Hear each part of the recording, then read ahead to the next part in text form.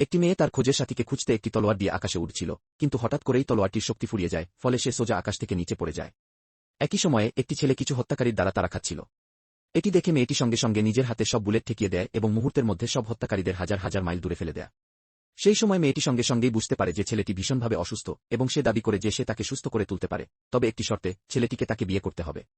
সহকারী মনে করেছিল মেয়েটি মিথ্যা বলছে, কিন্তু ছেলেটি এক মুহূর্তেরও দেরি না করে রাজি হয়ে যায়।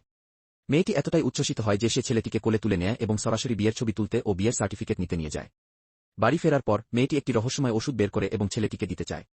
ছেলেটি সেই ওষুধটি দেখে হতবাক হয়ে যায়, তখন মেয়েটি সেটিকে আকাশে ছুড়ে দেয় এবং তা হঠাৎ ছোট হয়ে ছেলেটির মুখে ঢুকে যায়। তারপর সে একটি মন্ত্র পাঠ করে ওষুধকে সক্রিয় করে। সঙ্গে সঙ্গে ছেলেটির জামাকাপড় ছিঁড়ে যায় এবং সে হুইল চেয়ার থেকে উঠে দাঁড়ায়। একদিন ছেলেটি মেয়েটিকে একটি নিলামে নিয়ে যায়। মেয়েটি তার এক্সরে দৃষ্টিশক্তি ব্যবহার করে দেখতে পায় যে একটি সাধারণ দেখতে পাথরের ভিতরে একটি বিশাল জেড লুকানো আছে।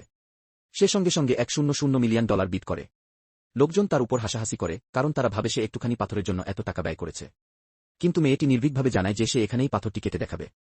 সে একটি মন্ত্র পাঠ করে, হাতে নাড়ে এবং পাথরটি দ্বিখণ্ডিত হয়ে যায় আর ভিতর থেকে বেরিয়ে আসে।